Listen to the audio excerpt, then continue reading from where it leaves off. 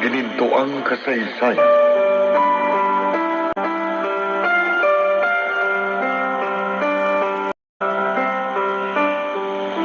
Nico, anak, wala ka namang pasok sa eskwela ngayon. Saan ka pupunta? Kina Joanna, Papa. Bibisitahin ko lang ang kaibigan ko. Ganun ba? Opo. Tsaka gusto ko rin kasing makita ng personal na naroon na nga si Vincent. May pagkamarites ka rin talaga, no? Hindi naman po. Hindi naman ako makikialam sa buhay nila eh. Gusto ko lang na makita kung gaano sila kasaya. No, sige. Bumalik ka lang kagad, ha? May utos ako sa'yo, eh. Opo, Pa. Babalik po agad ako. Sige. Uy, pabalita mo kagad ako, ha? Si Papa naman, oh. Ikaw pala ang marites eh. Ano?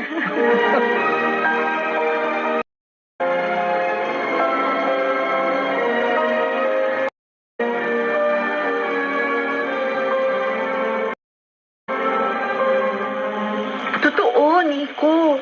Kaya nga masaya na kami ni Inay kahit papano. Kasi nandito na si Kuya. Mabuti naman. Si Lolo Benito nga pala. Bakit hindi ko nakikita? Nagpaalam. Doon daw muna siya sa malaki niyang bahay. Doon sa lasangan, sa tapat ng simbahan. Ha? Bakit? Di ba dito na siya tumutuloy sa inyo? Oo. Kaya lang, dahil nga sa trato sa kanya ni Inay, medyo hindi siya komportable. Kaya umalis na lang muna. Ganun ba? Oo. Oh? Joanna, ano yun? Parang may umiiyak. Oo nga, si Inay yun eh. Ha? Sige, Nico ha, maiwan na muna kita. Pupuntahan ko muna si Inay. Sige. Uuwi na rin muna ako. Sige. Tsaka na lang ulit tayo mag-usap.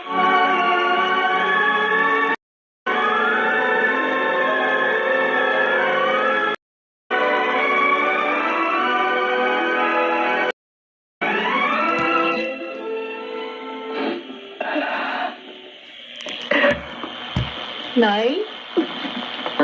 Anak? Bakit umiiyak kayo? Di ba bumalik na si Kuya Vincent? Dapat masaya kayo. Masaya ako, anak. Masaya. Kompleto na ulit tayo. Dahil sa pagbabalik ng kuya mo. Kaya lang, Di pa tayo kumpleto. Kulang pa tayo. anak, Di pa natin kasama ang itay, tsaka si Lolo. huwag mong babanggitin ang lolo mo. Dahil hindi natin siya kailangan.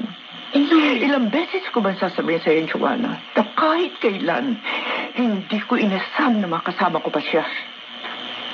Bakit ba hindi nyo pa mapatawad si Lolo? Hindi nyo pa nakikita?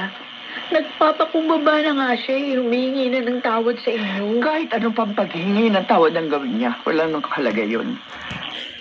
Dahil hindi na niya maibabalik pa ang lahat. Wala nang inay. Sinira niya ang buhay ko. Kung ganun, huwag nyo rin kami sisisini, Kuya. Kung sakaling gawin din namin yung ginagawa nyo. Kay Itay. Di ba? Napakalaki ng kasalanan niya sa atin. Kaya dapat, sumpa ko na rin siya at itakwil bilang ama. Joanna,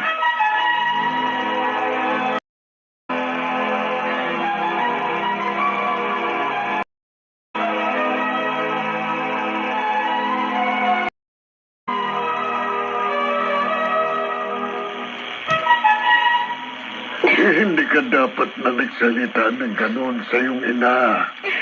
Hindi mo na ako dapat na ipinagtanggol sa kanya. Pero Lolo, Kontento na ako na nariyan kayo.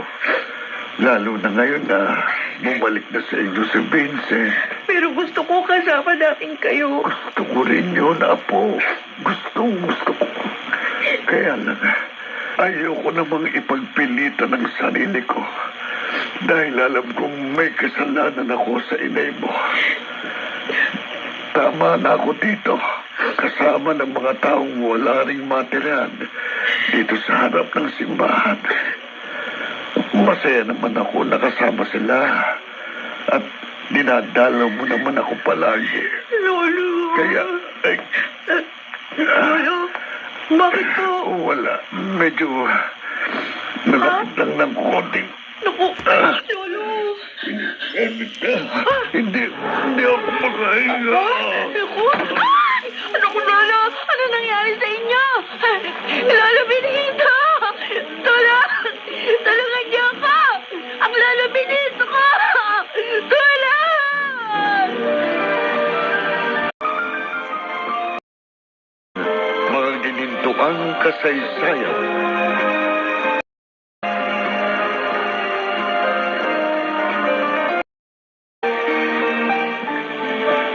Mag-aalas 8 na ng gabi. Wala pa rin si Joanna. Hindi pa rin siya umuwi. Siguro, labis na nagtapos sa akin dahil sa nangyari kanina. Kung bakit naman kasi pinipilit niya sa akin na patawarin ang lolo niya? Hindi niya nauunawaan ang damdamin ko. Pero nag-aalala na ako. Baka kung ano na nangyari sa kanya. May nagbukas ng pinto. Narito na siya. Joanna! Saan ka magaling na bata ka? Kanina pa ako nag-aalala sa iyo. Joanna, bakit ka umiiyak? Si Lolo. Ha? Ang lolo mo? Bakit? Ano nangyari sa kanya? Joanna, bakit?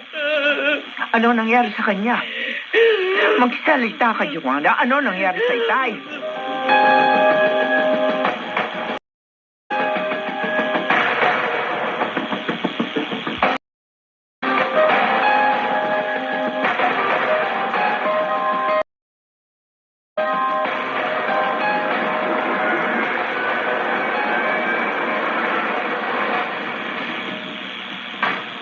Saan? Sa kwarto no? Naroon ng itay. Doon po sa dulo. Nandun si Lolo. Dalian natin. Dito na po. Ayan o siya. Itay, Carmelita, anak. Narito ka. Dinalaw mo ko. hindi. Gusto ko lang matyak na totoong nang naririto ka sa pampublikong hospital na ito. Inay. Anak.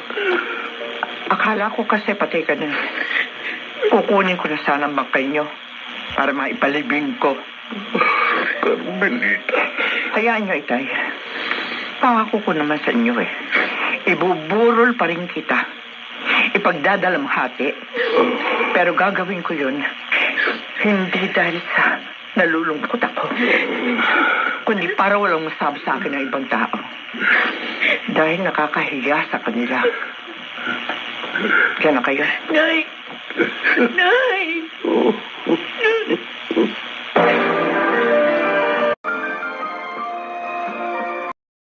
Mga ginintuang kasaysayan.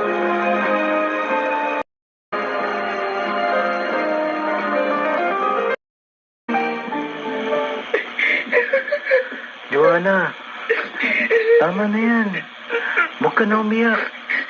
Bakit ka na si Inay, Nico? Hindi na siya naawa sa kalagayan ni Lolo. Nakaratay na nga sa ospital. Ginanon pa niya. Ano ba kasing sakit niya? Sabi ng mga doktor, tuberculosis daw. Ha? TB? Oo. Hindi man lang inalam ni Inay ang kalagayan ni Lolo.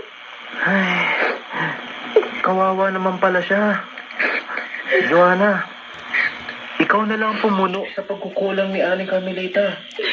Huwag mong iiwan si Lolo Benito. Kailangan ka niya ngayon. Nico? Hayaan mo. Sasama kita kapag may oras ako. Kailangan palakasin natin ang loob ng lolo mo. Alam ko, gagaling pa siya, Joanna.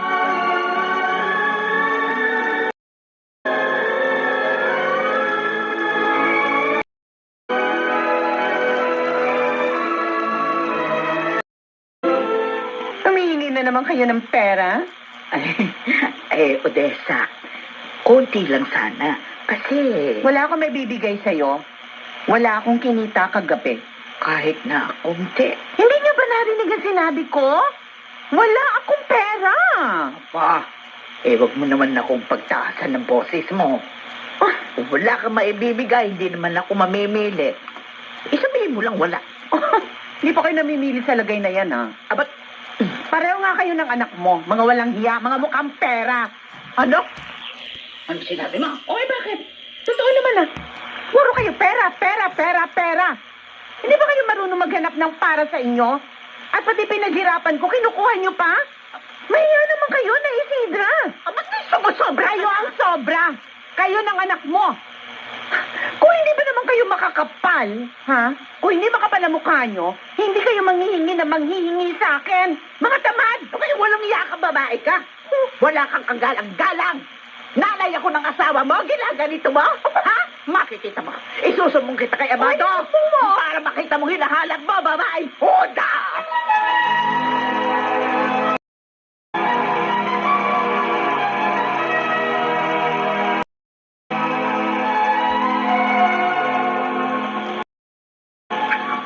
Siguro, tama na itong nabili kong lugaw sa labas ng ospital. Magugustuhan na to ni Lolo. Sigurado gutom na siya. Magmamadali na nga ako. Mapasok na ako dito sa ospital. Lolo? Nandito na ako. Meron akong dalang Lolo!